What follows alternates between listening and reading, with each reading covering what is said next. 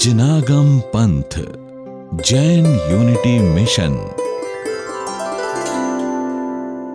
की विनय करो, वृद्धावक की हृदय धरो, मुनि राजों की रक्षा कर मुनि राजों की रक्षा का दृढ़ता से संकल्प करो, मुनि राजों की रक्षा का दृढ़ता से संकल्प करो। रक्षा वंदनीय हो, रक्षा वंदनीय शुभ पर्व कहाए रे, जीवन है पानी की बूंद कब मिट जाए रे, जीवन है पानी की बूंद कब मिट जाए रे। होनी अनहोनी हो, होनी अनहोनी कब क्या घट जाए रे, जीवन है पानी की बूंद कब मिट जाए रे, जीवन है पानी की बूंद कब मिट जाए रे, जीवन है पानी की बूंद कब मिट जाए रे, जीवन है पानी की बूंद कब मिट जाए रे।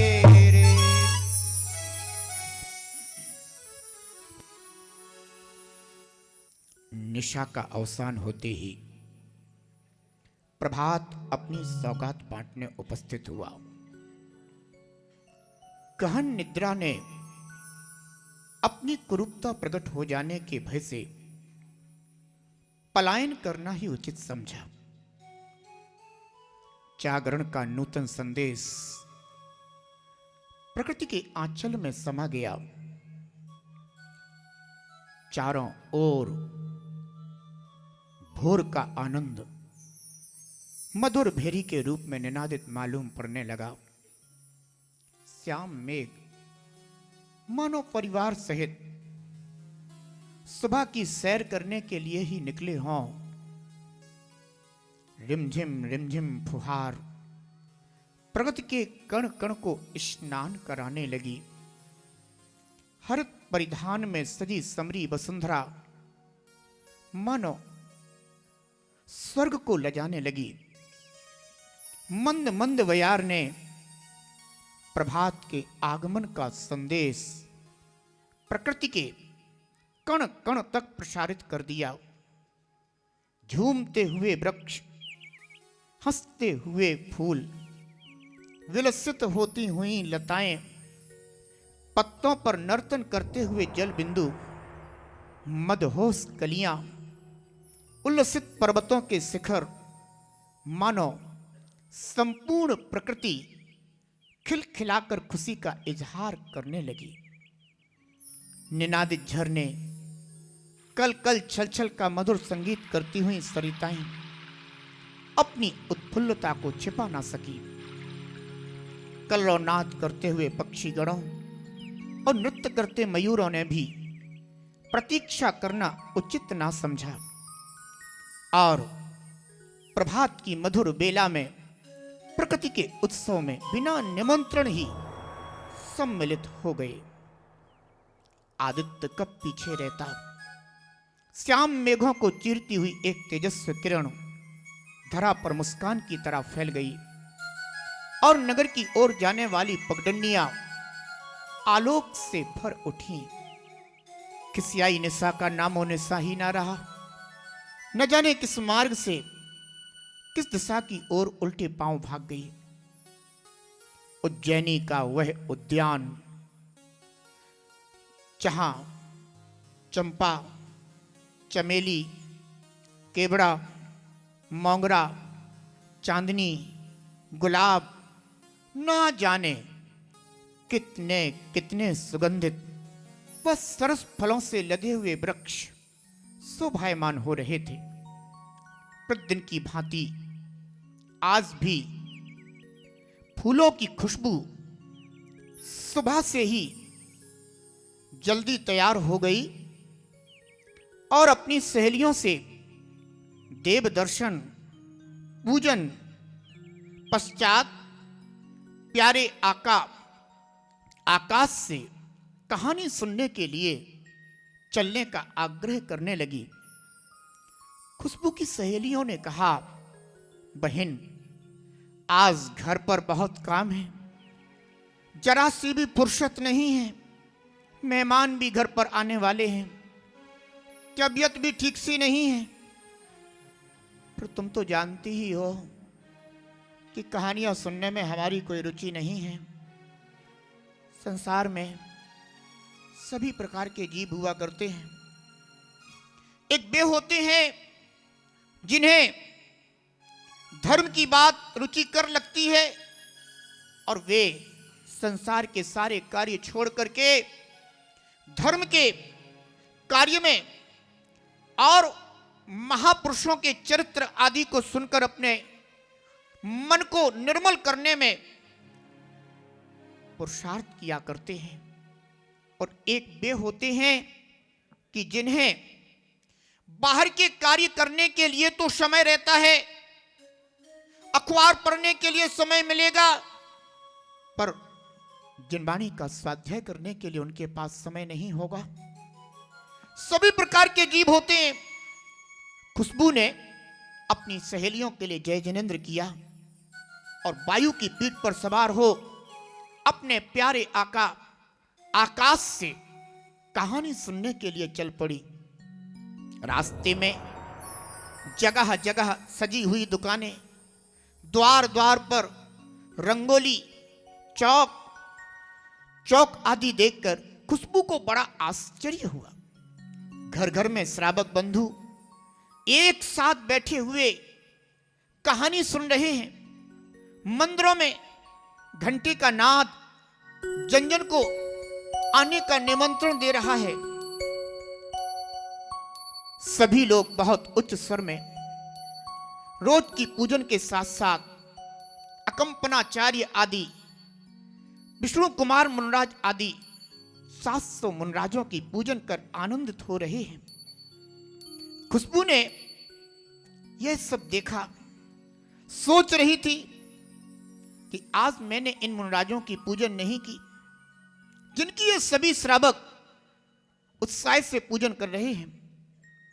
अपने विचारों की उधेड़ बुन में खुशबू कब आकाश के द्वार पर पहुंच गई पता ही ना चला।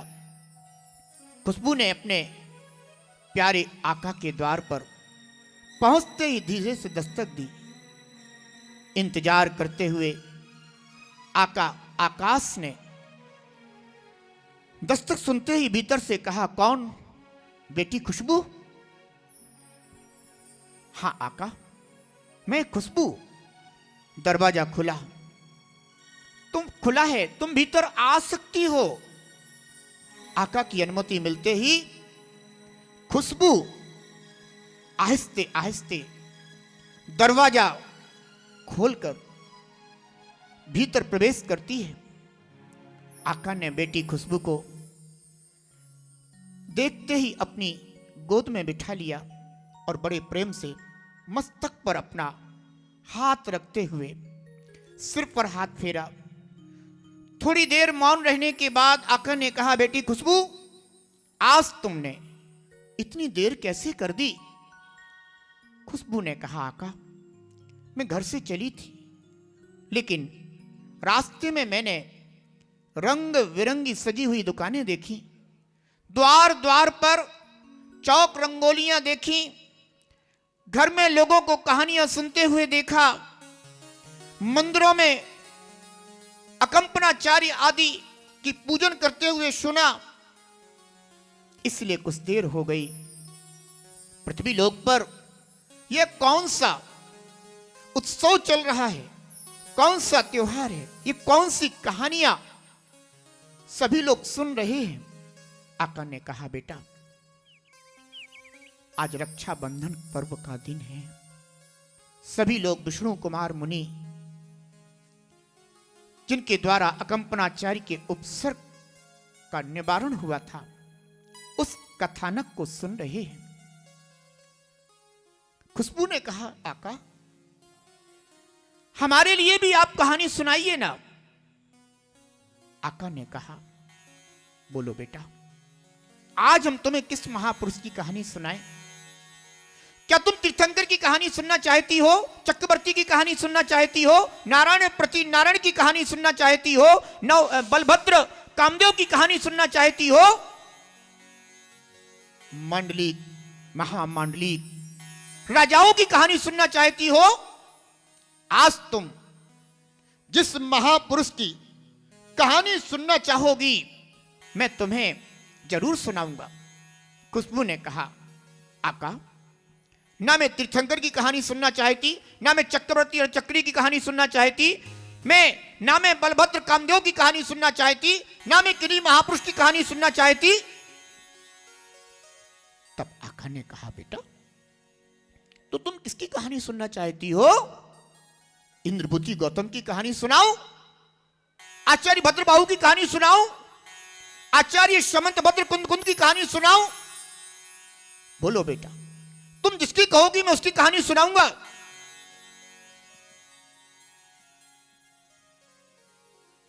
खुशबू ने कहा, आका, मैं इनमें से किसी की भी कहानी सुनना नहीं चाहती। तो आका ने हंसते हुए कहा, तो बेटी आज आप किसकी कहानी सुनना चाहती हैं? खुशबू ने कहा, मैं प्यारे आका, आज मैं वह कहानी सुनना चाहती हूं जो इस पृथ्वी लोक पर बैठे हुए सभी लोग कहानी सुन रहे हैं। जैसे ही आका ने यह सुना, रक्षा बंधन की कहानी, सारे शरीर में बिजली सी कौंध गई, सारा शरीर क्षण भर को कांप गया। ओहो, एक अतीत की पीड़ा अंतस में अनुभव में आने लगी और देखते ही देखते आका की आंखों से अश्रुधारा बहने लगी। खुशबू ने कहा, आका क्या बात हो गई? मैंने कुछ गलत कह दिया? वे उनके आंसुओं को पहुंचती हुई बोली, आका मुझे क्षमा कीजिएगा, मुझसे कोई गलती हो गई। आका ने कहा, नहीं बेटा, कुछ नहीं। आज तुमने जो रक्षाबंधन की कहानी सुनने के विषय में कहा है, वह संपूर्ण अतीत का दृश्य आज स्मृति पटल पर जीवंत हो गया। बेटा, मैंने अपने जीवन में महान महान पुरुषों को भी देखा है और मैंने अपने जीवन में काल कबलित होते हुए लोगों को भी देखा है। बेटा, मैंने इस दुनिया में दो तरह के लोग देखे हैं। एक तो वे लोग जिस फूल से तूने जन्म लिया है, उस फूल को देख करके लोग आकर्षित हो जाते हैं, और दूसरे वे लोग कि जो फूल को अपने पैरों से रौंद दिया करते हैं,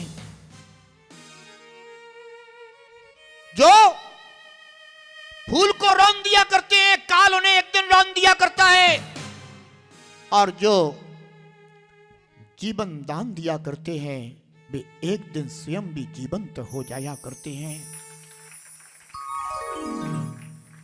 न जाने कितनी आत्माओं ने इस धरती पर जन्म लिया है। कुछ पुण्य आत्माएं हुई तो कुछ पाप आत्माएं हुई हैं। पुण्यात्मा जीवों ने अच्छे कार्य किए हैं और जीवंत हो गए, और पापात्माओं ने बुरे कार्य किए तो इतिहास में कलंक का सेहरा बांधकर संसार में आज भी निंदा के पात्र बने हुए हैं। बेटी खुशबू, जिस उज्जैनी के उद्यान में तूने जन्म लिया है, उसी उद्यान से जुड़ी हुई यह कहानी है। उस समय उज्जैनी का सम्राट श्री वर्मा हुआ करता था, जो जैन धर्म का अनुयायी, नीतिवान और प्रजा का पालनहार था। सम्राट श्री वर्मा प्रजा के लिए ही नहीं, अपितु उज्जैनी के कण कण के लिए प्रिय था। उस उद्यान में एक दिन बड़ी आश्चर्यकारी घटना घटित हुई। उद्यानों के वृक्षों में अकस्मात नई चेतना का संचरण हो गया। सभी लताएं, सभी पुष्प उन वृक्षों पर हर्षित होने लगे, आनंदित होने लगे, प्रफुल्लित होने लगे। यह आश्चर्य घटना, कारी घटना कैसे घटित हुई है? बनमाली ने जब इसे जानने का प्रयास किया तो देखा, अहो, उज्जैनी के निकट स्थित इस उद्यान में अकंपनाचार्य आदि शास्त्रों मुनिराजों का संघ आया हुआ है और ये उन शास्त्रों मुनिराजों के तप त्याग साधना का ही प्रभाव है। उन आचार्य अकंपन स्वामी की महामंगलकारी तप साधना का ही प्रभाव है कि आज सभी वृक्ष अपने अपने सभी ऋतुओं के फल और फूलों से लद गए हैं। बनमाली ने मन में विचार किया कि यह जो 6 ऋतुओं के पुष्प और फल हैं, मैं इनको लेकर के सम्राट के समक्ष जाऊंगा और उन्हें यह शुभ समाचार दूंगा कि हे राजन, आपके महान पुण्योदय से आपकी इस उज्जैनी नगरी के निकृष्ट उद्यान में 700 मुनिराजों का संग आया हुआ है और ऐसा उनका आश्चर्यकारी तप और त्याग है कि 6 ऋतुओं के फूल और फल एक साथ वृक्षों पर दिखाई दे रहे हैं। बनमाली ने उन पुष्पों को और फलों को लिया और बड़ा आनंदित होता हुआ राज दरबार में पहुंचा और जाकर के जब 6 ऋतुओं के फल और पुष्प समर्पित किए तो सम्राट आश्चर्य को प्राप्त हो गया। पूछने लगा, हो बनमाली, आज ये इतनी शुभ भेंट तुम कहां से लेकर के आए? बनमाली ने कहा, राजन, शायद आपको पता नहीं है, इसीलिए मैं यह शुभ समाचार आपको देने के लिए उपस्थित हुआ हूं। इस नगरी के निकृष्ट उद्यान में इस समय बड़ा ही आश्चर्य देखा जा रहा है। 6 ऋतुओं के फल और फूल अचानक वृक्षों पर सुशोभित हो रहे हैं। भो बनमाली, तुम ये क्या कहते हो? ये कैसे संभव है? हां राजन, मैं सत्य कह रहा हूं, क्योंकि उस उद्यान में कोई अकंपनाचार्य आदि 700 मुनिराजों का संग विराजित हुआ है और जब से संग वहां पहुंचा है तब से सूखे वृक्षों में भी तरुणाई आ गई है और 6 ऋतुओं के फल और फूल एक साथ दिखाई दे रहे हैं। हे राजन, आप भी उस उद्यान में उपस्थित होकर के उन मुनिराजों की वंदना और आराधना करके अपना सौभाग्य मनाइए। सम्राट निर्ग्रंथ मुनिराजों के चरणों का भ्रमर था, उनके चरणों का उपासक था। जब उसने यह शुभ मंगलकारी समाचार सुना तो उसके हर्ष का पारावार नहीं रहा और अपने गले में पड़ी हुई मोतियों की माला को निकालकर उसने तुरंत बनमाली के लिए पारितोषिक के रूप में, सम्मान के रूप में भेंट किया और तत्काल सम्राट श्री वर्मा ने अपने मंत्रियों को बुलाकर गुप्त मंत्रणा की। मंत्रियों से कहा कि वो मंत्रीवर, ध्यान से सुनो, इस नगर का और हम सभी का महान पुण्य जागा है जो इस नगरी के निकृष्ट उद्यान में 700 मुनिराजों का संग एक साथ उपस्थित हुआ है।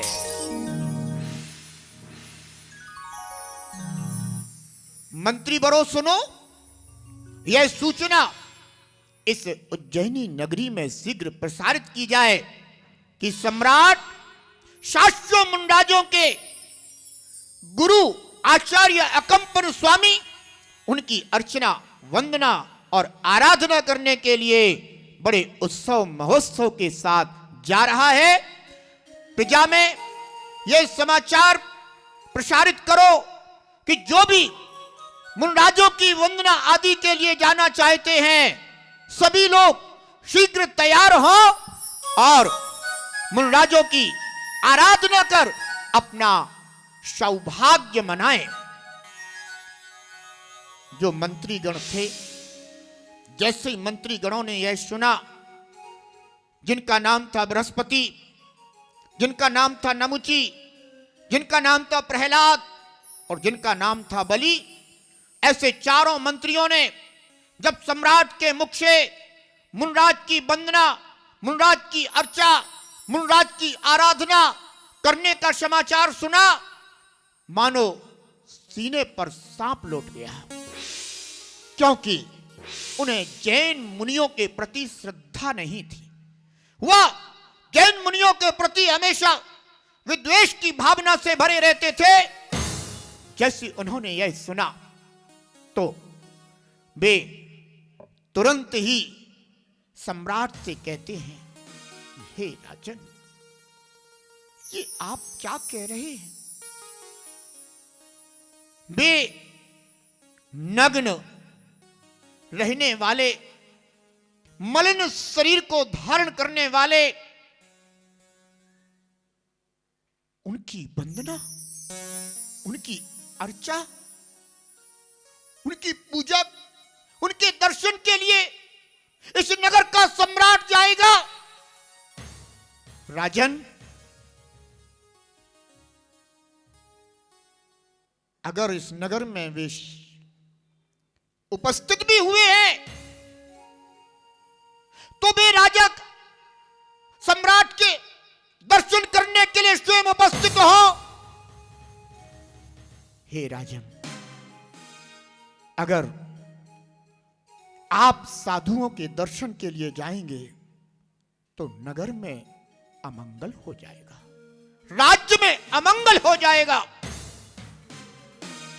सम्राट ने जैसे ही यह सुना, सम्राट मंत्रियों की मनोभावना को समझ गया कि दर्शन करने से, अरे इन वीतरागी संतों के दर्शन करने से तो अमंगल भी मंगल में बदल जाया करते हैं।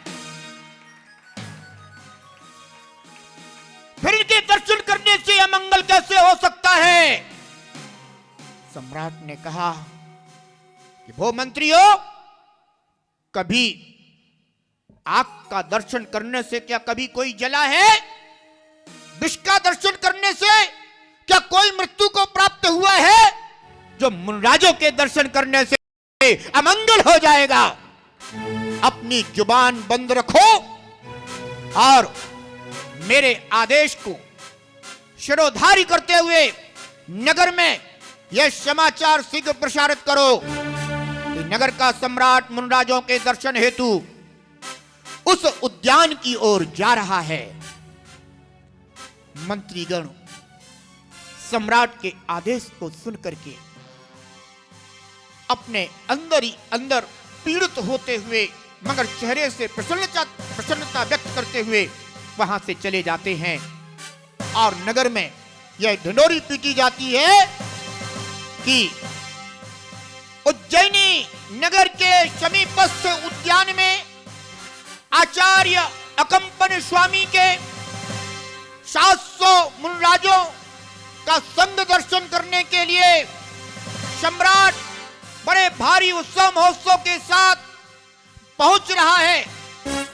इसलिए सम्राट के साथ जो भी प्रजाजन, नागरिक, साधर्मी जन मुनराजों के दर्शन हेतु जाना चाहते हो, वे अपनी भक्ति और श्रद्धा के साथ उत्सव मनाते हुए चले। जैसे यह समाचार हुआ उस नगर में, तो समझो कि नगर में, घर घर में, परिवार परिवार में एक आनंद की लहर छा गई। और जिसने भी सुना, सुनते ही अपने दोनों हाथ मस्तक पर लगाए और वहीं से मुनराजों के लिए कहा, नमस्तु भगवान, अहो भाग, अहो भाग, अहो भाग्य। इधर सम्राट बड़ी तैयारी के साथ उन मुनराजों के दर्शन करने के लिए आचार्य अगमपन स्वामी के सत्संग दर्शन के लिए चल पड़ा। और इधर नागरिक जनों की अनेक प्रकार की टोलियां मुनराजों का गुणगान करते हुए चल रही थी, मुनराजों के नाम का जय जयकार करते हुए चल रही थी। जिन शासन जयवंत हो, जिनागम पंथ हो, नाना प्रकार के वहां पर नारे लगाए जा रहे थे, वे गगन भेदी नारे।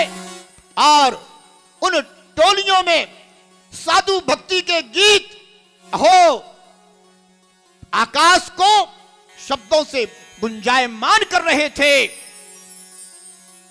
ध्यान रखना, एक वो समय था कि जब मुनराज अगर नगर के समीप आ जाते थे तो सारे लोग मुनराजों की वंदना, आराधना, अर्चा, उपासना करने के लिए दौड़ पड़ते थे। पूछना नहीं पड़ता था, कहना नहीं पड़ता था, पूछ कर जाना नहीं पड़ता था कि मुनराज आए हैं तो मुनराजों के दर्शन के लिए जाएं कि ना जाएं। मुनिराज आए हैं तो मुनराजों की वंदना करने के लिए जाएं अथवा ना जाएं। पहले बंधुओं मीटिंग नहीं बिठाना पड़ती थी कि भाई मुनराज का संग आया हुआ है, उनके लिए नगर में आमंत्रित करने के लिए श्रीफल भेंट किया जाए कि ना किया जाए। अहो, वो चतुर्थ काल था जब संत आ जाते थे। अगर संत आ जाते थे तो भव्य जी भी समझते थे कि सौभाग्य आ गया है।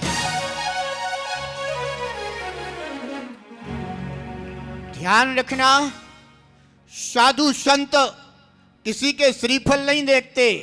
साधु संतों अरे इस धरा पर विचरण करने वाले, स्वतंत्रता से जीवन जीने वाले हुआ करते हैं। जब उन्हें जहां जाना होता है बंदो वे इंतजार नहीं करते, वे तो अपने कदम आगे बढ़ाते चले जाते हैं।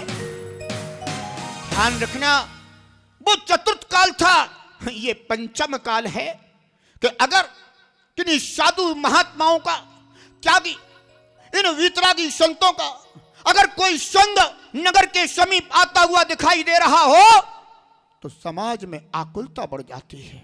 कौन आ रहा है, कौन आ रहा है? भैया फलाने फलाने आचार्य का, फलाने फलाने मुनिराज का संग आ रहा है। ओहो, ऐसे घबराते जैसे शेर आ रहा हो, सिंह आ रहा हो।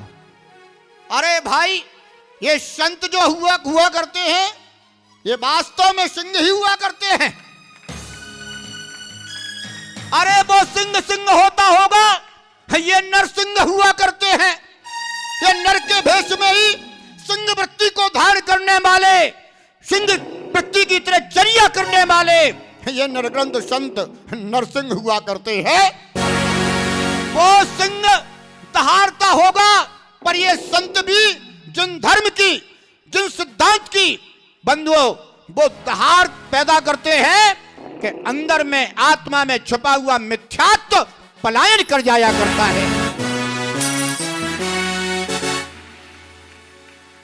सम्राट बड़े भक्ति के साथ, श्रद्धा के साथ, गौरव के साथ अपने हाथी पर सवार होता हुआ उस उद्यान के द्वार पर पहुंचा। और जैसे ही वह द्वार पर पहुंचा, द्वार पर पहुंचते ही वह अपने हाथी से नीचे उतरा और बड़ी विनय के साथ अहो भाग्य, अहो भाग्य, अहो भाग्य मंगल गान करता हुआ वह मुनराजों के दर्शन करने के लिए मुनराजों के समीप पहुंचता है। ध्यान रखना, वह सम्राट विनयी था, विनयवान था, वह जानता था कि मुनराजों के समीप हाथी पर सवार होकर के नहीं, वहां तो विनय से जाना होता है। ध्यान रखना, आजकल के श्रावक मुनराज जहां विराजमान होंगे, उनका हाथी, उनका छोटा हाथी, उनका बड़ा हाथी मुनराज के बिल्कुल निकट जाकर के खड़ा होगा। ध्यान रखना, ये तीन लोक के पूज्य निर्ग्रंथ गुरु हैं। अगर पता चल जाए तो अपने हाथी, छोटा हाथी, बड़ा हाथी जो भी हो, उसको दूरी खड़ा करके कम से कम 7 कदम आगे बढ़ करके मुनराजों के समीप जाकर के विनय करना। ये कर्तव्य है, ये कर्तव्य है निर्ग्रंथ साधकों की विनय करने का। वह सम्राट धर्मात्मा था, सम्राट जरूर था, पर अपने श्रावक धर्म का पालन भी बड़ी श्रद्धा के साथ किया करता था।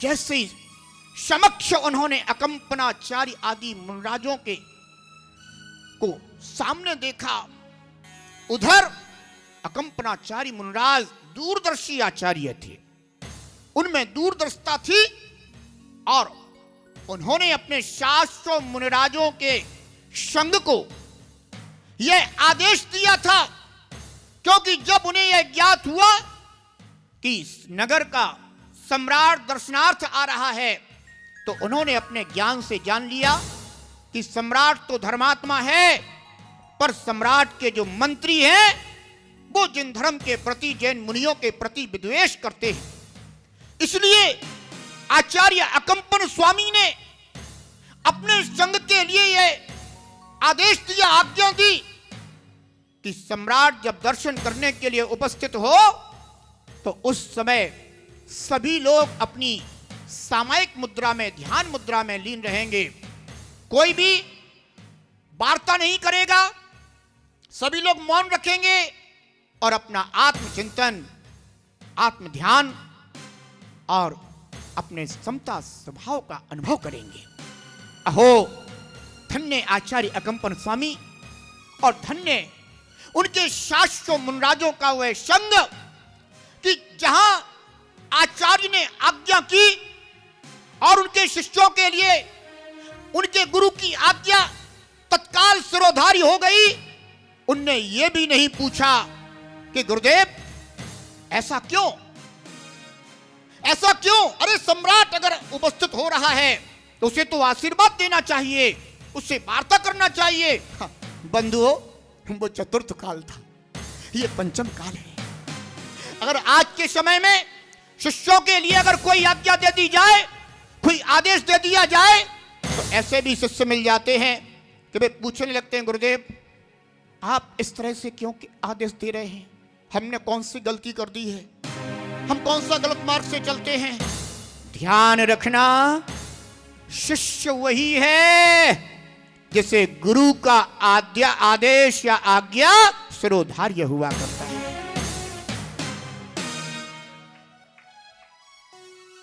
धन्य है आचार्य भगवान अकंपन स्वामी, उन्होंने आदेश दिया और 700 मुनराज जैसे कि जिनेंद्र भगवान की प्रतिमा वेदिका पर विराजमान हो, ऐसे वे मुनिराज निश्चल ध्यान में लीन वहां पर वितराग मुद्रा के साथ विराजे हुए थे।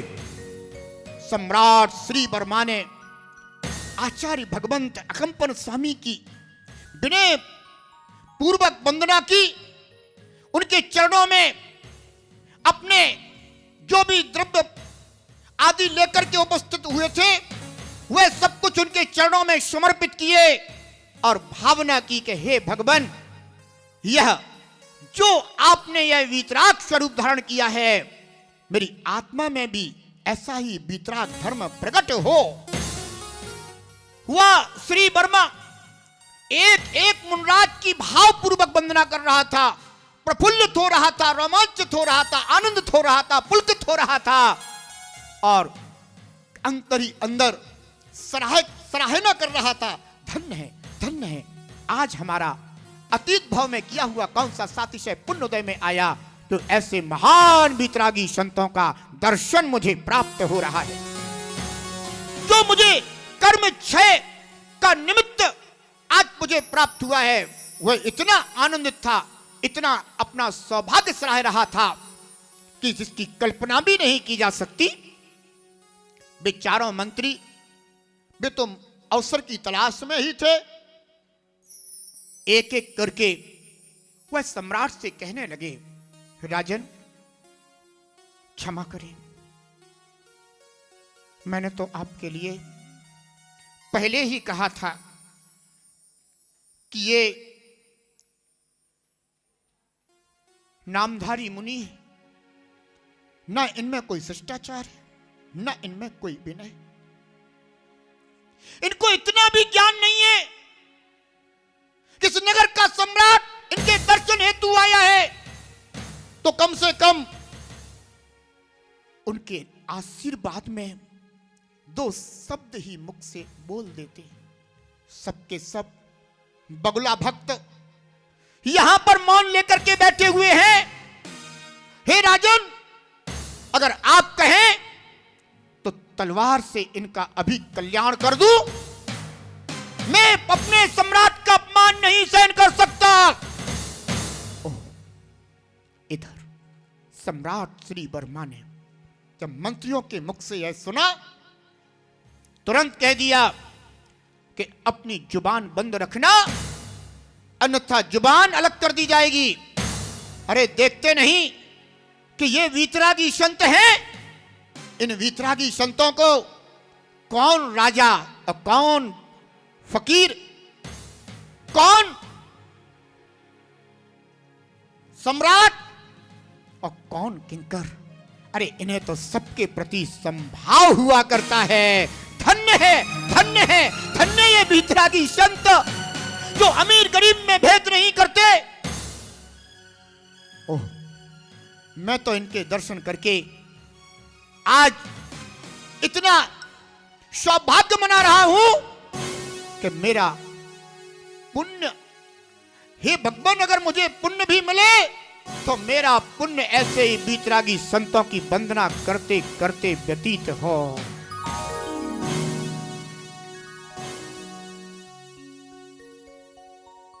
चारों मंत्री अपना अपमान अंदर ही अंदर महसूस करते हुए पीड़ित होकर के शांत हो गए।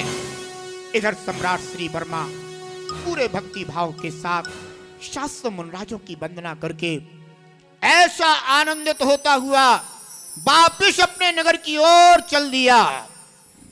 और जितने भी नागरिक थे वे भी हर्षचित्त होते हुए मुनिराजों के गुणों की प्रशंसा करते हुए आगे बढ़ते चले जा रहे थे।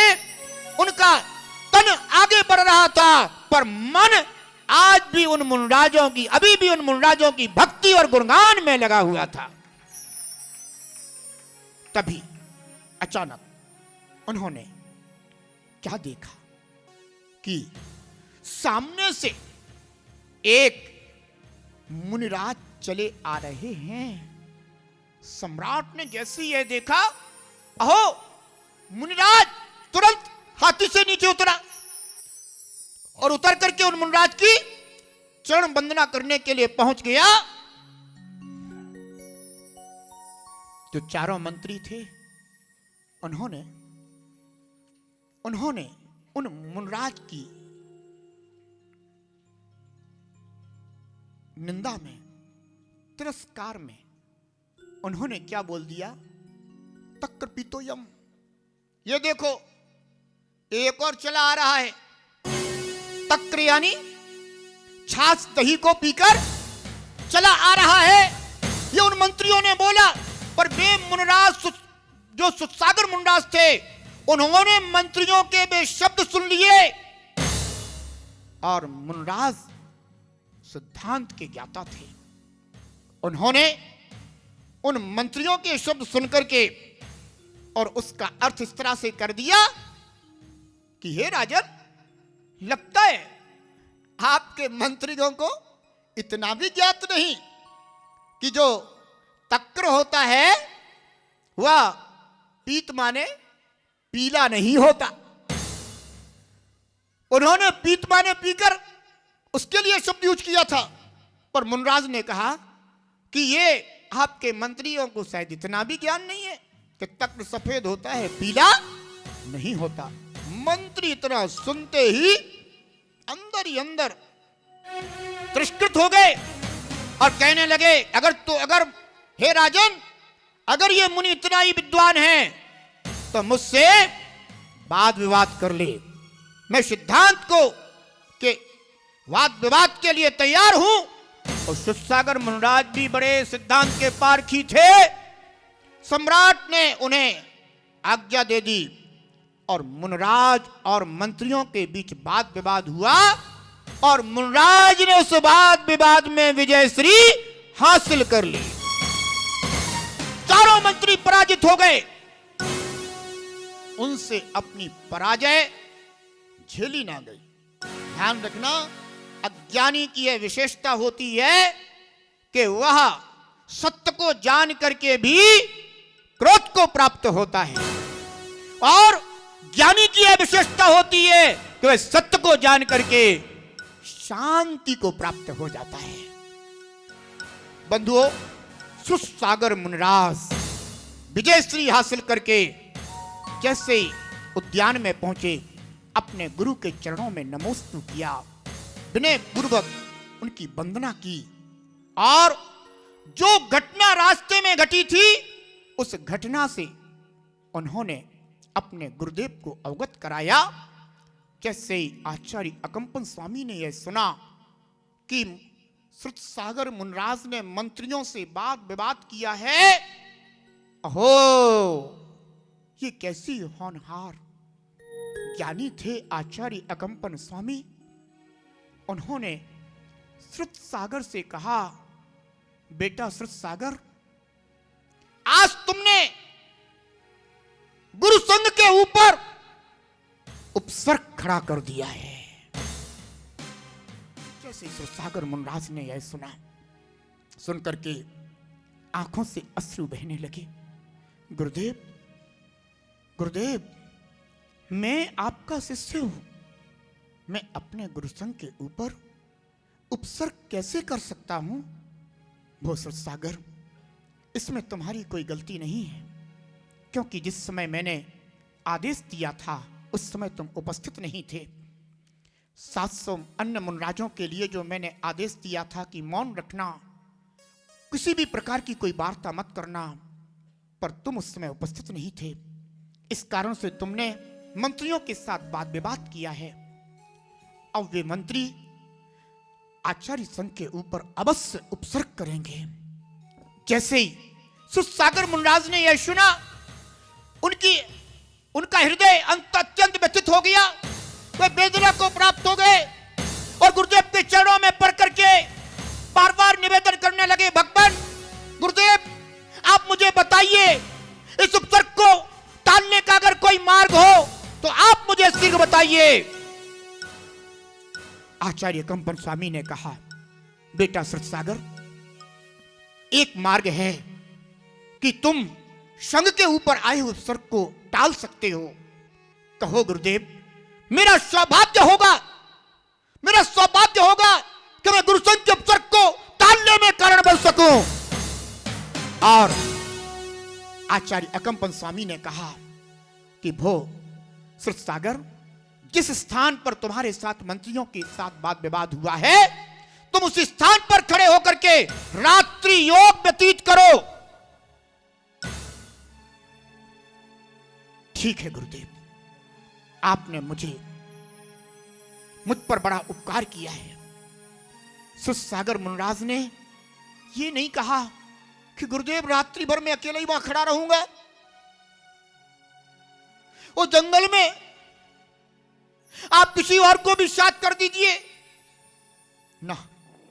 शिष्य था, सच्चा शिष्य था, गुरु के प्रति समर्पित शिष्य था, जिन शासन और जिनागम पंथ के प्रति सच्चा समर्पित शिष्य था। जिनागम में अरे निर्ग्रंथ वीतरागी संत को धीर वीर बताया गया है। वह धीर वीर सुसागर मुनिराज उस स्थान पर तुरंत गुरु आज्ञा से जाते हैं, रात्रि योग धारण करके खड़े हो जाते हैं। उधर वे चारों मंत्री जैसे ही नगर में पहुंचते हैं, उनके अंदर इतनी पीड़ा, इतना संताप, अनादर और तिरस्कार की पीड़ा कि रात्रि होते ही वे मंत्री संकल्प करते हैं कि आज की रात्रि उन सब मुनराजों की मृत्यु का कारण होगी। और वे चारों मंत्री उसी रात वहां से निकल पड़ते हैं कि आज इन एक भी संतों को ना छोड़ूंगा। जैसे ही रास्ते से जा रहे होते हैं, अहो ये क्या, रास्ते में ये तो वही खड़ा है जिससे अपना वाद विवाद हुआ था और उसने सम्राट और सभी के समक्ष हम लोगों का तिरस्कार कराया, अनादर किया, हम निंदा के पात्र हुए थे। अरे रे, उन उद्यान में बैठे हुए उन साधुओं ने अपना क्या बिगाड़ा था। वे तो वैसे मौन लिए बैठे थे, पर विवाद तो इसने किया था, लोक निंदा का पात्र इसने बनाया, आज इसको नहीं छोड़ेंगे। और चारों मंत्री तत्काल उनके ऊपर उपसर्ग करने के लिए खड़े हो जाते हैं। बलि नमुच से कहता है, नमुच प्रहलाद से कहता है, प्रहलाद बृहस्पति से कहता है आप इनके ऊपर वार करो, वो कहता आप इनके ऊपर वार करो, वो कहता आप इनके ऊपर वार करो, वो कहता आप इनके ऊपर वार करो। क्योंकि चारों मंत्री इतना तो जानते थे कि अगर साधु के ऊपर उपसर्ग करोगे तो दुर्गति के पात्र बनोगे। क्रोध में आकर, कषाय में आकर के, यद्यपि उन्हें समझ नहीं आ रहा था तो वो एक दूसरे से कह रहे थे। तो फिर निर्णय हुआ कि चारों हम एक साथ इनके ऊपर तलवार से वार करेंगे। और जैसे ही चारों मंत्रियों ने अपनी म्यान से तलवार निकाली और मुनराज के ऊपर वार करने के लिए ऊपर की कि उस स्थान पर रहने वाला वन देवता उसने तुरंत चारों मंत्रियों को उसी अवस्था में कीलित कर दिया। मुनराज को पता ही नहीं, वे तो परम वीतराग स्वभाव के धारी मुनराज अपने आत्म ध्यान में तल्लीन थे, खड्गासन मुद्रा में योग धारण करे हुए खड़े हुए थे। उन्हें तो पता ही नहीं कि कौन उपसर्ग करने आया और कौन उपसर्ग को रोकने के लिए यहां उपस्थित हुआ। धन्य है इन वीतरागी संतों की यह महामांगलिक साधना। जैसी सुबह हुई, नगरवासी कोई अपने हल लेकर, कोई अपने बैलों को लेकर अपने अपने खेतों की ओर निकल पड़े। रास्ते में उन्होंने देखा, अरे ये क्या, ये क्या, ये क्या। उज्जैनी जैसे महान धार्मिक नगर में मंत्रियों के द्वारा और निर्ग्रंथ वीतरागी संतों के ऊपर उपसर्ग, समाचार आग की तरह फैल गया। तत्काल पूरे नगर में यह समाचार हो गया और नगरवासी वहां पर एकत्रित हो गए। किसी के मुख से निकलता, धिक्कार है इन मंत्रियों को जो ऐसे वीतरागी संतों के ऊपर उपसर्ग करने के लिए आए। कोई कहता इस नगर का सम्राट कितना छली और कपटी है, दिन में तो मुनराजों की वंदना करने के लिए जाता है, हम लोगों को वंदना करने ले जाता है, और रात्रि में अपने मंत्रियों के द्वारा मुनराजों के ऊपर उपसर्ग कराता है। धिक्कार है ऐसे राजा के ऊपर। जैसे यह समाचार सम्राट श्री वर्मा के पास पहुंचा, तुरंत ही श्री वर्मा वहां पर उपस्थित हुए। देख करके ओह ये क्या, ये क्या, आज इन मंत्रियों ने मेरे राज्य पर और इस सम्राट पर वो कलंक लगा दिया जिसे यह इतिहास कभी धो नहीं सकता। अत्यंत पीड़ित हुआ, मुनराज के चरणों में गिरा और चरणों में गिरकर के क्षमा याचना करने लगा। भगवान क्षमा कीजिए, क्षमा कीजिए स्वामी। मुनराज ने अपना ध्यान विसर्जित किया, योग विसर्जित किया। मुनराज ने देखा, ओ निर्ग्रंथ भीतरागी संत, ये तो क्षमा धर्म के धारी हुआ करते हैं। और मुनराज ने उन चारों मंत्रियों के लिए क्षमादान दे दिया।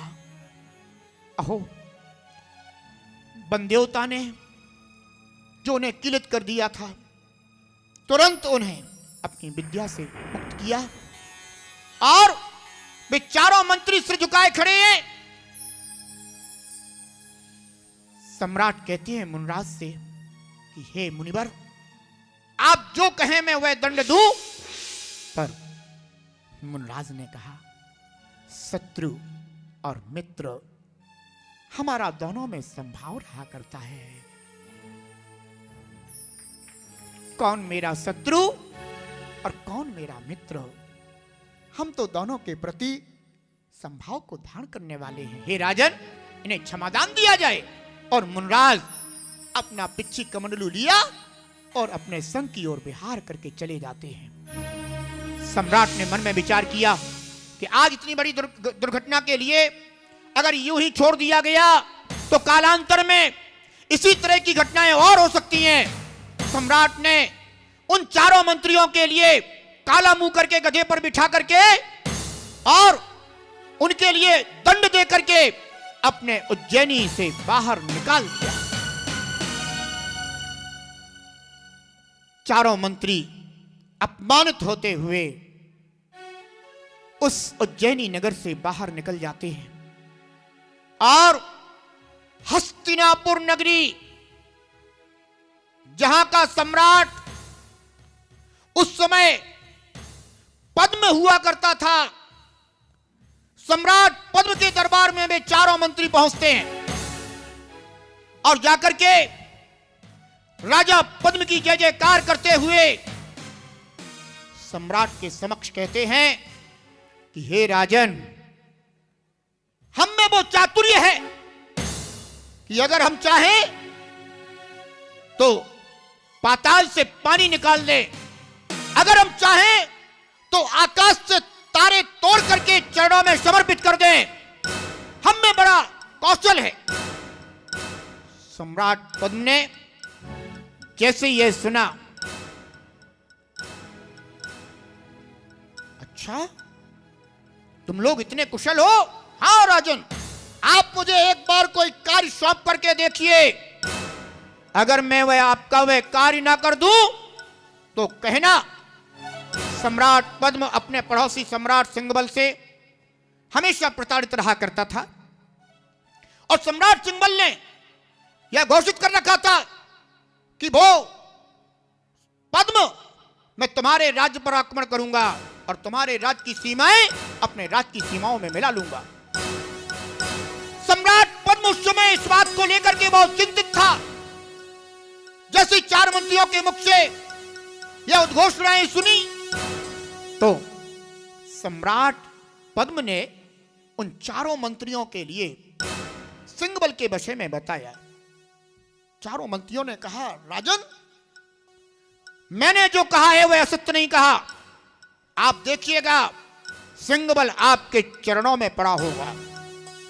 और वे चारों मंत्री तत्काल वहां से जाते हैं और एक बनावटी साधुओं का वेश धारण करके उस नगर की सीमा पर एक कुटिया बना करके और वहां पर रहने लग जाते हैं, अपना महात्म फैलाते हैं और फिर सिंहबल के दरबार में पहुंच करके कहते हैं कि भो सिंहबल, भो सम्राट सिंहबल, मैंने अपने ज्ञान से जाना है कि तुम सम्राट पद्म की सीमाओं को अपनी सीमाओं में मिलाना चाहते हो।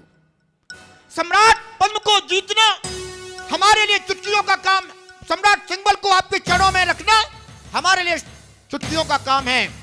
मैं आपको रहस्य बता सकता हूं अगर आप अकेले ही हमारी कुटिया पर पधारे। ओह, सिंहबल उनकी बातों में आ गया, क्योंकि उनमें वाक चातुर्य तो था ही, और उनकी बातों में आकर के वह सिंहबल अकेला ही उन चारों बनावटी साधु जो कि मंत्री थे उनके पास पहुंच जाता है। सम्राट अकेला, मंत्री चार। सम्राट जैसे ही आया, एक ने हाथ बांधे, एक ने पैर बांधे, एक ने मुंह पर लगाम लगाई और वहां से पकड़ करके सीधे राजा पद्म के दरबार में ले जाकर के खड़ा कर दिया। सम्राट पद्म तो आश्चर्य का ठिकाना ना रहा। अरे, जिस सिंहबल को जीतने के लिए मैं योजनाएं बनाता था, इन चारों ने तो वास्तव में सिंहबल को मेरे समक्ष यूं ही चुटकियों में उपस्थित कर दिया। बंधु,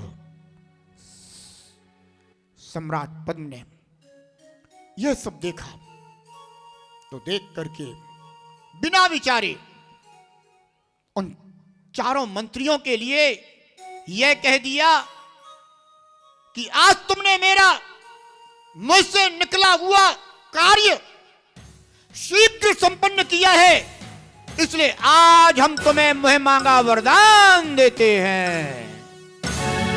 जो भी तुम वरदान चाहते हो तुम मांग सकते हो। ध्यान रखना, इतने उतावलेपन में आकर के कभी कोई कार्य नहीं करना चाहिए। एक, क्योंकि राजा दशरथ ने भी कुछ ऐसा ही कार्य किया था कि बिना विचारे उन्होंने कैकेयी को वरदान दे दिया था। वह वरदान उनके लिए ही दुख का कारण हुआ था। सम्राट पद्म ने भी कुछ ऐसा ही कर दिया कि मंत्रियों के लिए तत्काल कह दिया, मैं मांगा वरदान, जो चाहते हो वो मांग लो। और बंधुओं, उन चारों मंत्रियों ने बड़ी चतुरता से, बलि ने कहा कि हे राजन, आपने जो मुझे यह मैं मांगा वरदान दिया है, इसे राजकोष में संरक्षित किया जाए। जब भी हमें उचित समय आएगा तब हम आपसे यह वरदान मांग लेंगे। और सम्राट पद्म ने ऐसा ही किया। उन चारों मंत्रियों को अपने यहां मंत्री पद के ऊपर सुशोभित कर दिया और उनका वरदान राजकोष में सुरक्षित करा दिया। होनहार कभी टलती नहीं।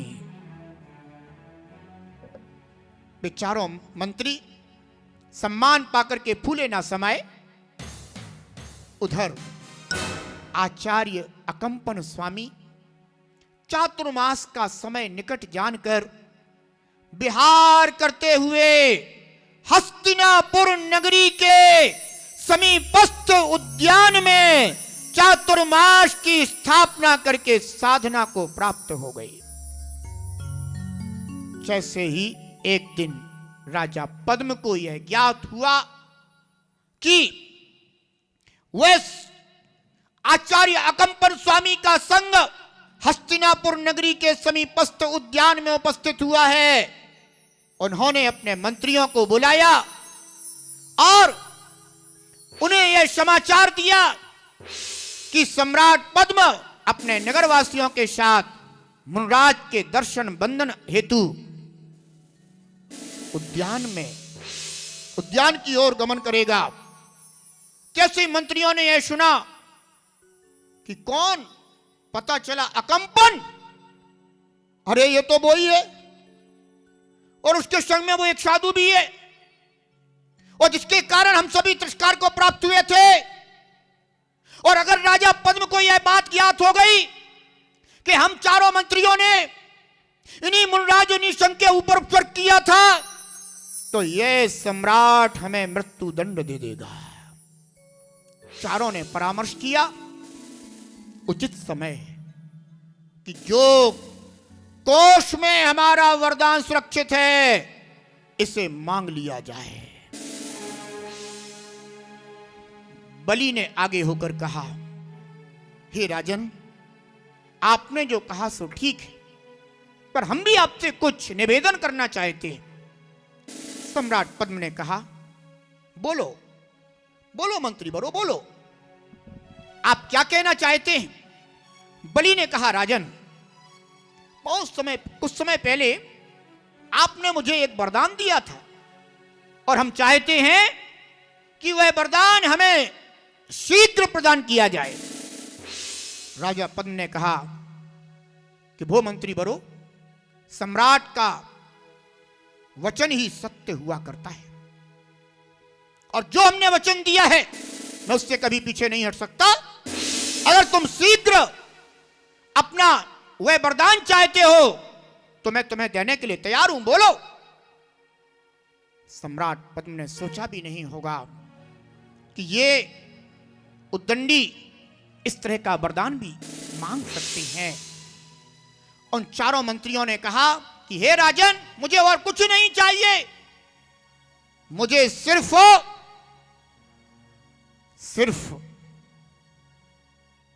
7 दिन का राज्य सिंहासन का भोग चाहिए। मैं 7 दिन तक राज सिंहासन का भोग करना चाहता हूं। सम्राट पद्म ने कहा, दिया।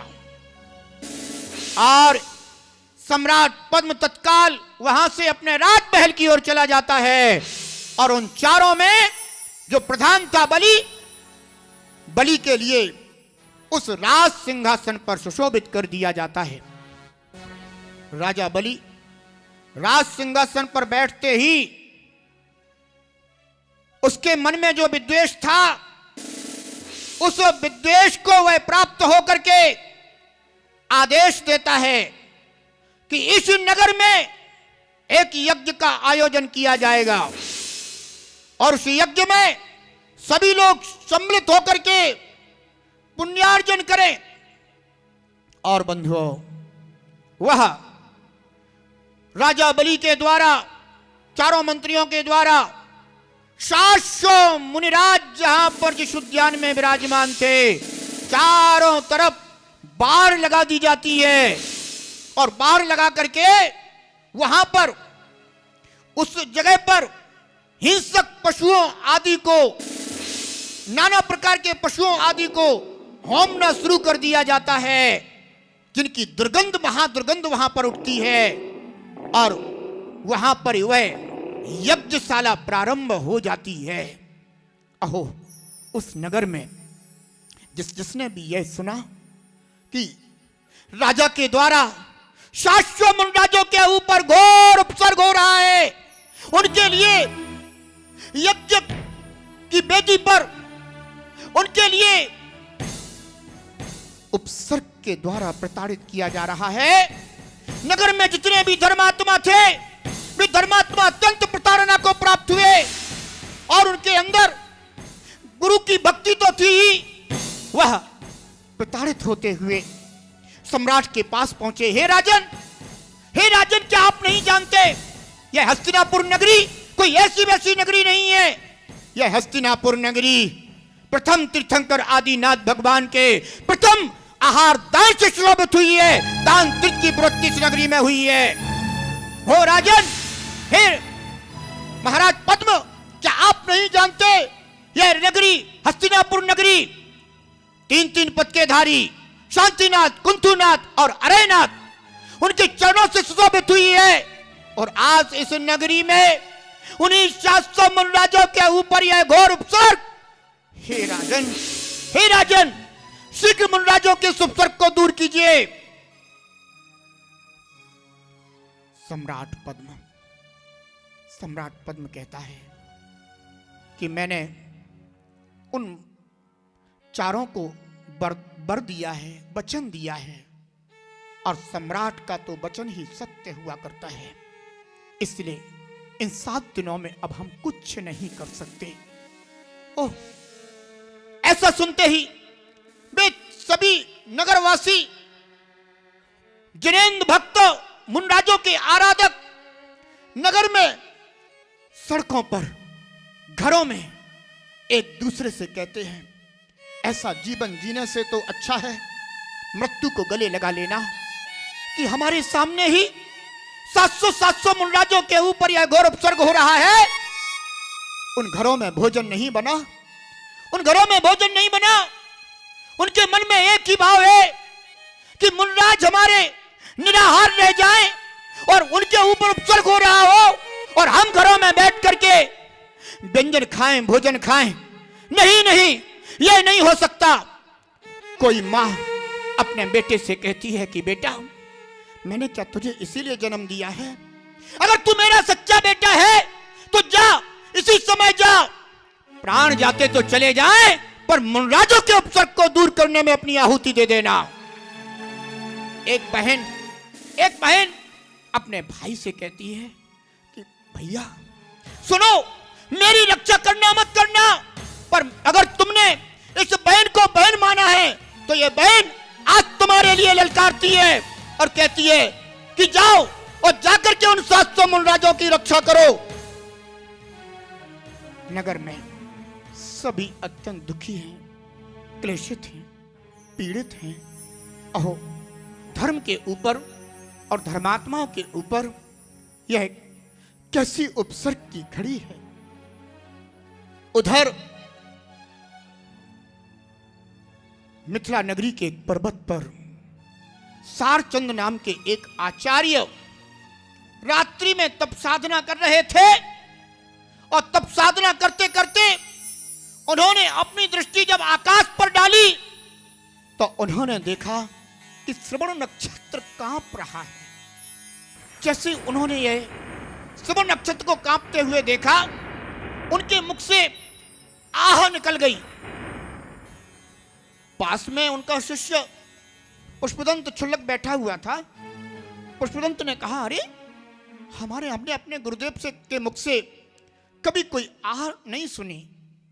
चाहे कैसी भी अनुकूलता प्रतिकूलता रही हो, मेरे गुरुदेव हमेशा उस बात को सहन करते आए हैं। आज क्या बात हो गई? गुरु चरणों में जाकर कहता है, भगवान क्या बात है? रात्रि में आपने तो हम सभी के लिए मौन की साधना बताई है, पर आपके मुख से यह आह कैसी? क्या बात है गुरुदेव? आप मुझे बताइए। आपका यह शिष्य शायद कुछ समाधान कर सके। सारचंद्र आचार्य ने कहा कि बेटा, बहुत बड़ी अनहोनी घटना घटी है। हस्तिनापुर में 700 मुनराजों के ऊपर घोर उपसर्ग हो रहा है। उनके प्राण संकट में हैं। उनकी रक्षा कैसे की जाए? ऐसा घोर उपसर्ग, ये देखो श्रवण नक्षत्र कांप रहा है। अहो, नक्षत्र कांप रहा था, पर उन पापियों का हृदय नहीं कांपा। सारचंद आचार्य ने कहा कि भो पुष्पदंत, सुन पुष्पदंत, धरणीधर पर्वत के ऊपर विष्णु कुमार तपस्या में लीन है और उन विष्णु कुमार मुनराज के लिए विक्रिया रिद्धि की प्राप्ति हो गई है। पर वे निर्ग्रंथ बीतरागी संत हैं। इन निर्ग्रंथ बीतरागी संतों को अपनी तपस्या से कौन कौन से फल प्राप्त होते हैं, वो उन पर अपना ध्यान नहीं देते हैं। वे तो अपनी साधना को ही अपना प्रयोजन समझते हैं। विष्णु कुमार मुनराज को यह पता नहीं है कि उन्हें विक्रिया रिद्धि की प्राप्ति हो गई है, पर मैं अपने ज्ञान से जान रहा हूं। वो पुष्पदंत, तुम विद्याधर हो, वह विद्याधर क्षुल्लक था और उन्होंने अपनी वह विद्याएं अभी छोड़ी नहीं थी। उन्होंने कहा, वो पुष्पदंत, तुम इसी समय रात्रि में जाओ और जाकर के विष्णु कुमार को ये सारे समाचार दो कि अब इस धरती पर अगर 700 मुनराजों के ऊपर होने वाले उपसर्ग को कोई दूर करने में समर्थ है तो एकमात्र आप विष्णु कुमार मुनराज हैं।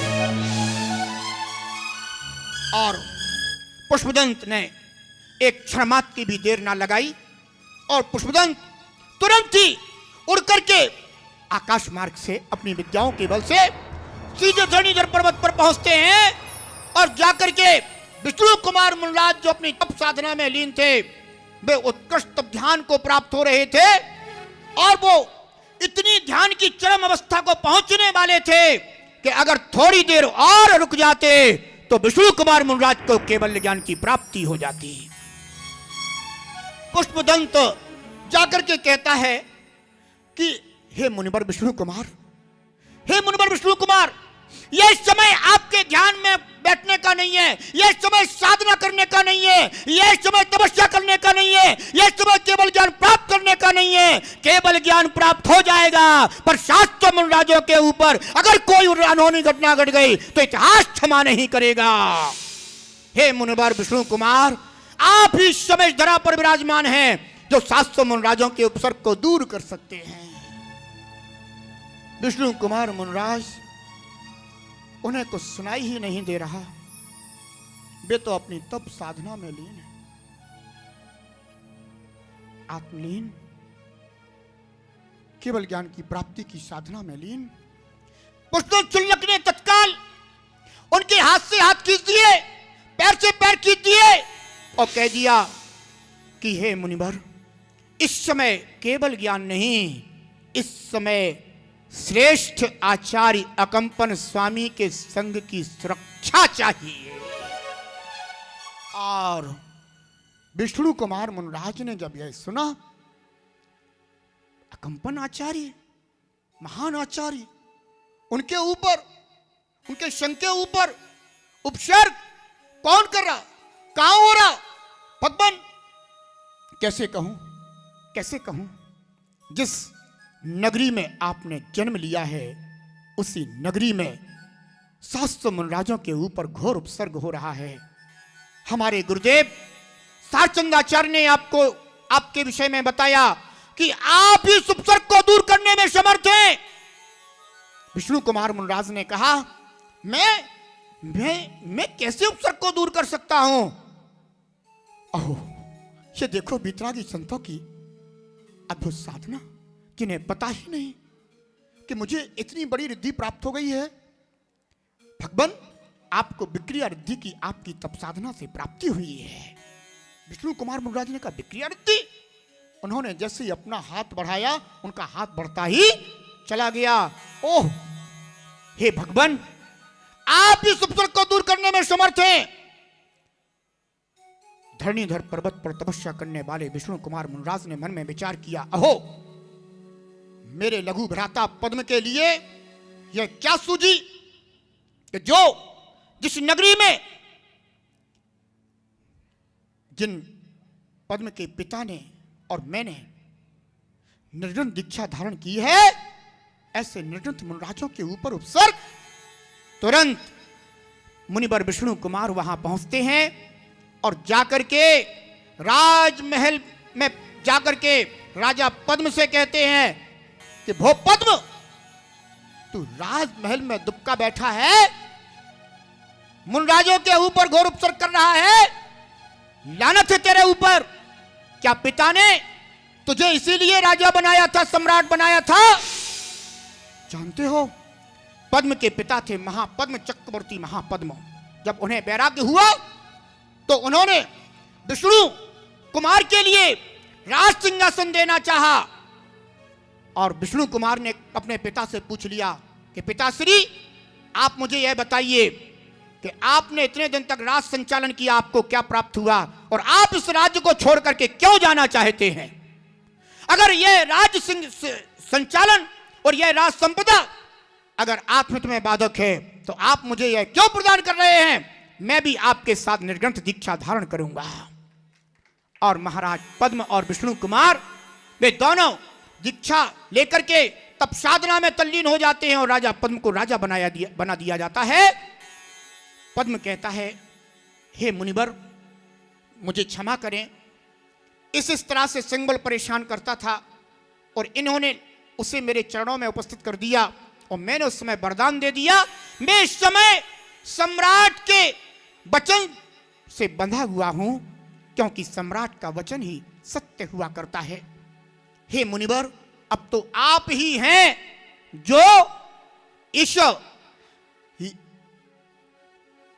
इस समय संघ की रक्षा कर सकते हैं।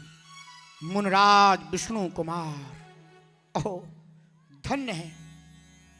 अवसर्पणी काल में इतने निर्ग्रंथ साधक हुए और मोक्ष को पधारे, पर विष्णु कुमार अपने आप में अकेले हैं जिन्होंने शास्त्र मुनिराजों की रक्षा करने के लिए अपने इस भेष को भी छोड़ना उचित समझा। कहा तो एक केवल ज्ञान की प्राप्ति की साधना, और कहा साधर्मी वात्सल्य, साधु जनों के प्रति वात्सल्य, कि नहीं, साधुओं की रक्षा इस समय जरूरी है।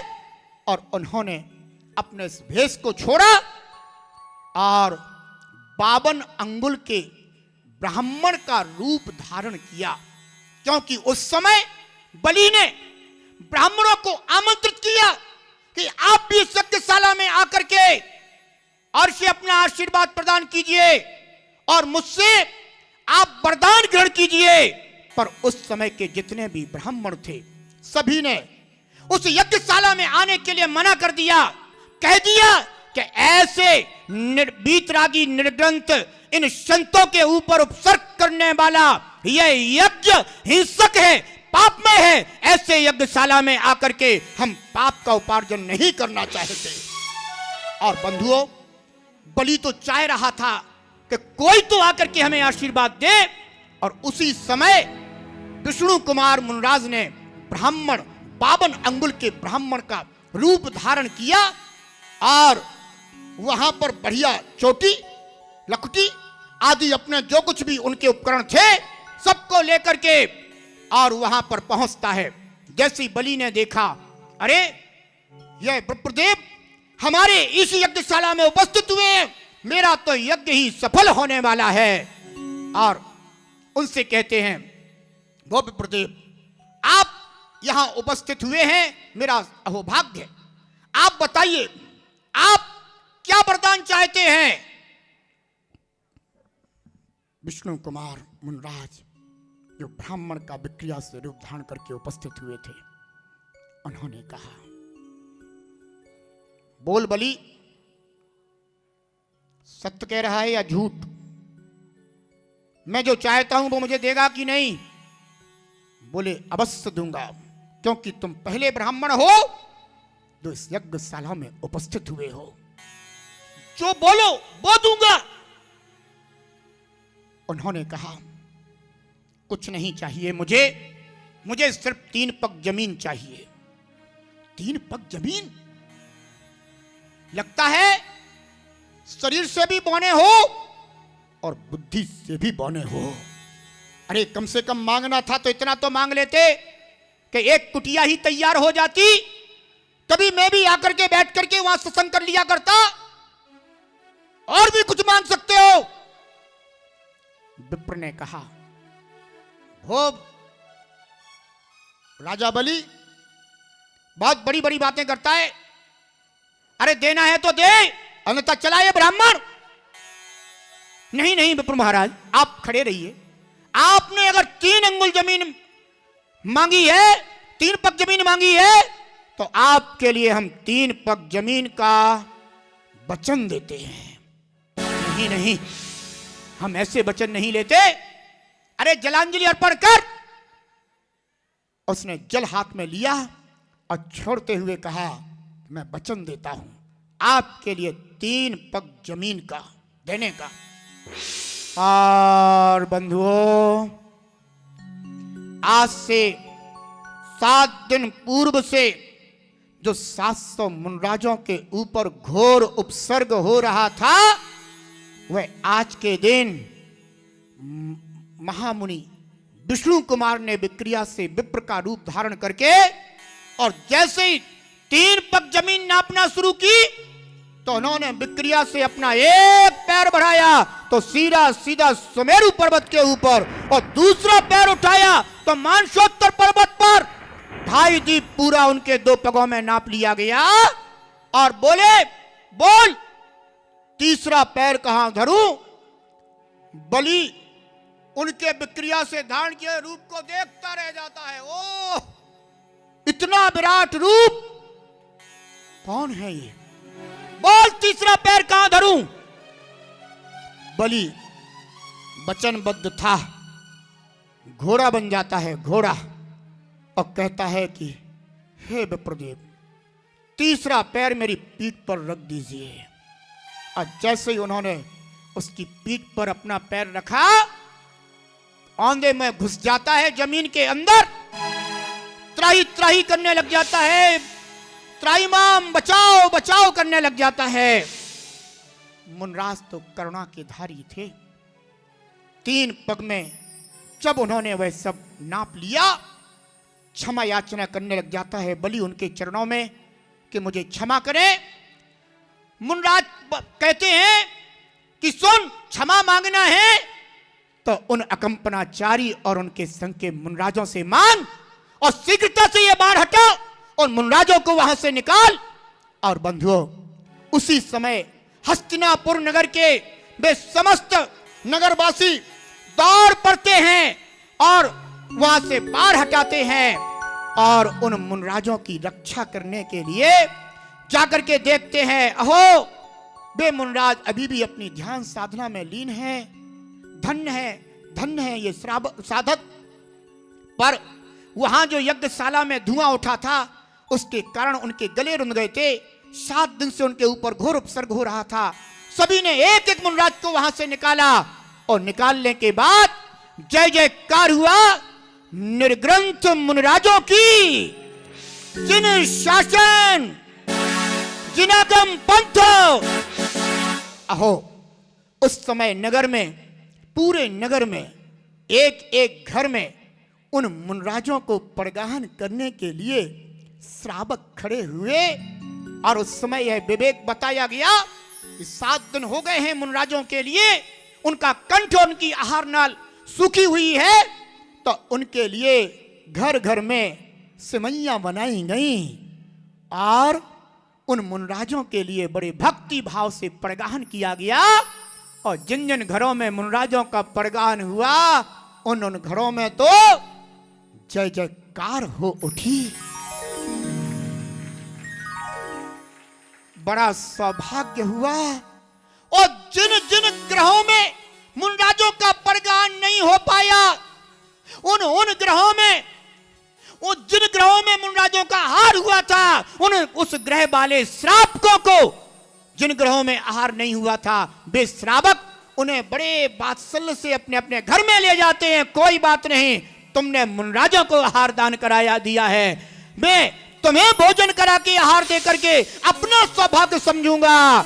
और उस समय उन श्रावकों ने एक दूसरे की कलाई पर धागा बांध करके यह संकल्प लिया कि हम निर्ग्रंथ जैन मुनियों की रक्षा हमेशा करते रहेंगे। बंधुओं, तब से यह रक्षा बंधन पर्व आज तक चला आ रहा है। आज इस समय वह चतुर्थ काल का पर्व, आज पंचम काल में भी हम सभी बड़े उत्साह से मनाते हैं। आचार्य कंपनाचार्य की आराधना करते हैं, विष्णु कुमार मुनराज की आराधना करते हैं। पर आज थोड़ा कुछ सिस्टम बदल गया है। सिस्टम ऐसा बदल गया कि आजकल जैनी श्रावक सोचते हैं कि उस समय मुनराजों की रक्षा की गई थी।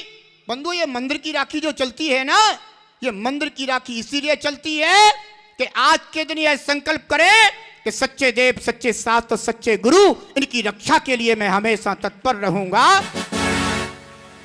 इसके लिए मंदिर की राखी चला करती है। पर आजकल जरा मॉडर्न युग है, आधुनिक युग है, और आधुनिक युग में, मॉडर्न युग में जो आजकल चल पड़ा है कि हर किसी के हाथ पर राखी बांधो। पर राखी बांधने का प्रयोजन क्या है? और धीरे धीरे वह मुनराजों तक पहुंच गया। और आजकल श्रावक भी अब मुनिराजों के इस बीतरागी उपकरण में राखी बांधने का आज के दिन कार्य करने लगे। मैंने मन में विचार किया, सोचा कि ये लोक परंपराएं निभाना सामाजिक व्यक्तियों का कार्य तो है, पर समाज से ऊपर उठने वाले निर्ग्रंथ साधकों का कार्य नहीं है। इन बीतरागी संतों ने, निर्ग्रंथ संतों ने तो इन समस्त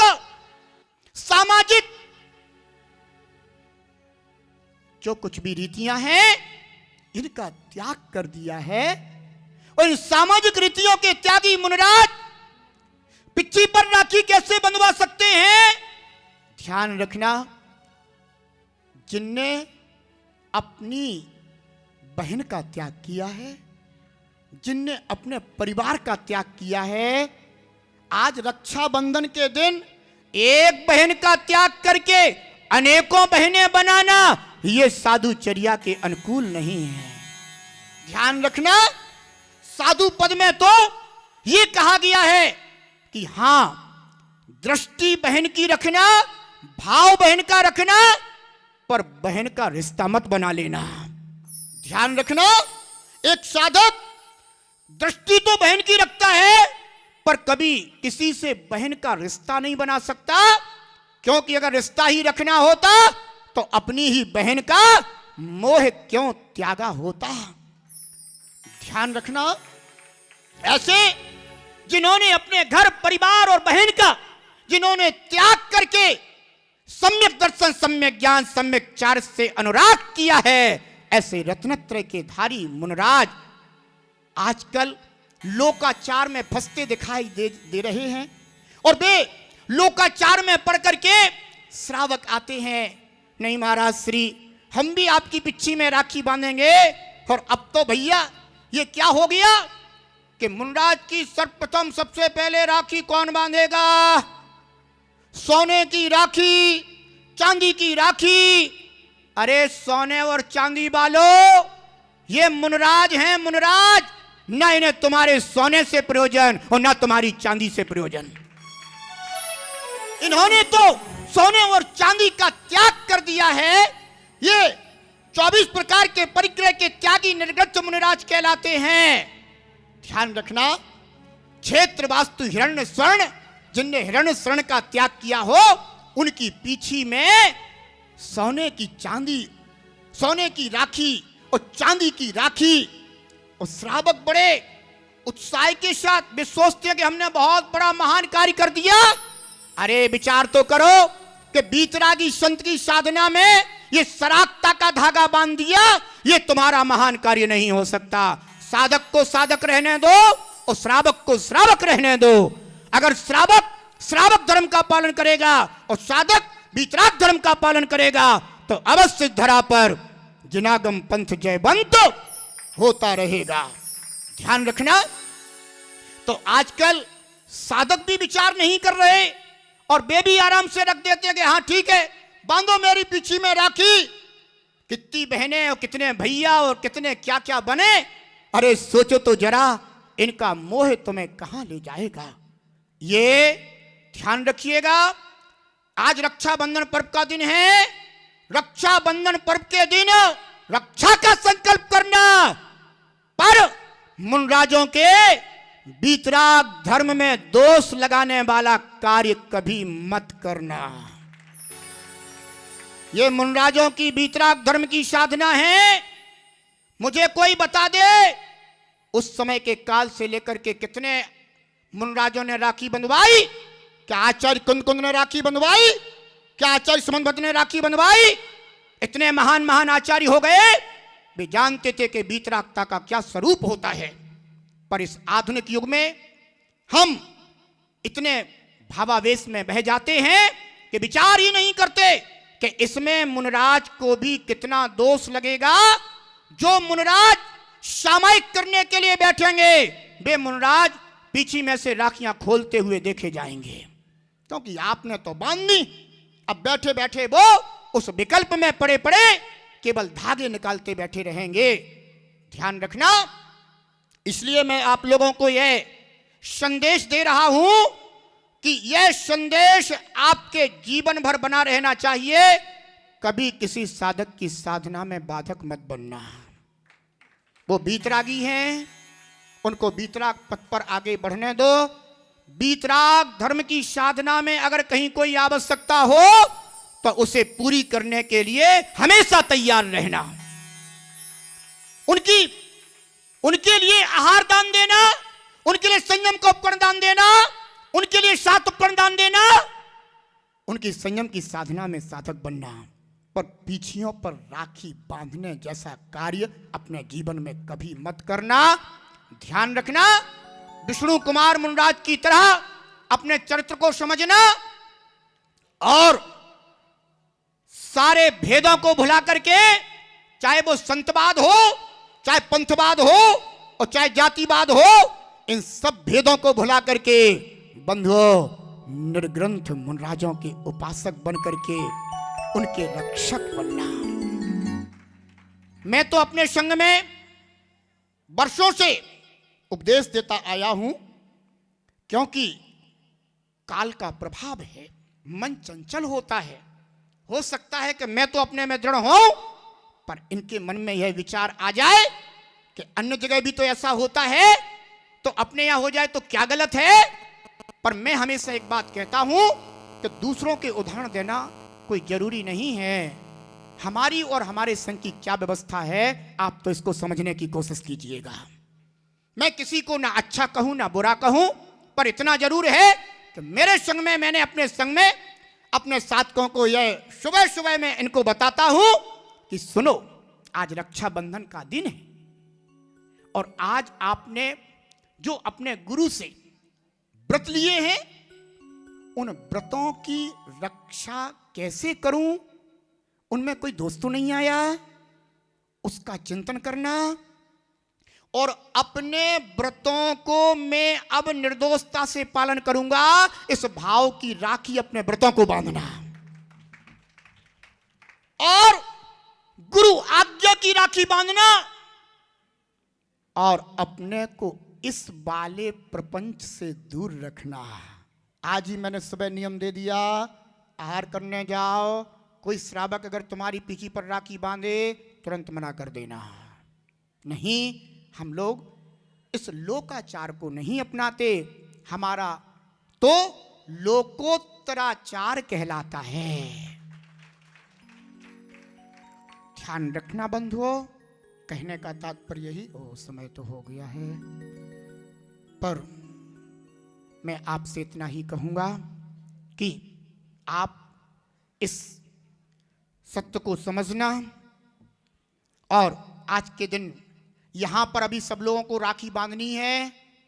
ये राखी बांधनी है कि हम हमेशा सच्चे देव, सच्चे शास्त्र और सच्चे गुरु के उपासक रह करके हमेशा अपने धर्मायतनों की रक्षा करते रहेंगे, लेकिन कभी भी धर्मायतनों के विरुद्ध अपने को कभी भी खड़ा नहीं करेंगे, शामिल नहीं करेंगे।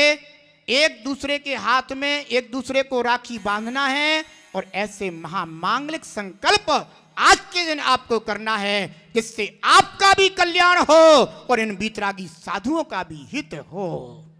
ध्यान रखना, आज के दिन माताएं बहनें भी लोक रीति को अपनाती हैं, बहनें अपने भाइयों को राखी बांधती हैं, पर इतना मैं अब टाइम नहीं है इसलिए नहीं तो और विस्तार से बता देता। पर मैं इतना जरूर कहना चाहूंगा कि अगर आपके दो भाई हों, एक भाई के पास देने के लिए बहुत कुछ हो, एक भाई के पास अगर देने के लिए ना भी हो, तो भी राखी में भेद मत करना। ये मत सोचना कि जिससे हमें बहुत ज्यादा मिलेगा उसके लिए तो मैं चांदी की राखी बांधूंगी और उस छोटे भाई के पास जाऊंगी, वो देगा भी क्या, अरे उसके लिए तो धागा ही काफी है। ध्यान रखना, ये भेद मत करना, भाई भाई है। अगर लोक रीति से भी आप अपना वह पारंपरिक पर्व भी मनाते हो तो उसमें भी इतनी शुद्धता और ईमान रखना। ध्यान रखना, आज चूंकि अपना आप समय हो गया इसलिए और ज्यादा बात आपके सामने नहीं रखना चाहूंगा। आज का रक्षाबंधन पर्व सभी के जीवन में आत्मरक्षा का पर्व बने, सभी को सच्चे देव शास्त्र गुरु की शरण मिले और सभी सच्चे देव शास्त्र गुरु की शरण में अपने जीवन को हमेशा उत्तरोत्तर शुद्ध और विशुद्ध बनाए। इसी भावना के साथ मुनिराजों की विनय करो, श्रद्धा भक्ति हृदय धरो, मुनिराजों की रक्षा का दृढ़ता से संकल्प करो। रक्षा बंधन ये हो, रक्षा बंधन ये शुभ पर्व कहाए रे। जीवन है पानी की बूंद कब मिट जाए रे। जीवन है पानी की बूंद कब मिट जाए रे। जीवन है पानी की बूंद कब मिट जाए रे। आप देख रहे हैं जिनागम पंथ चैनल। जैन यूनिटी मिशन, उद्देश्य जैन एकता का। 13-20 कल्पित पंथ, अनादि अनिधन जिनागम पंथ।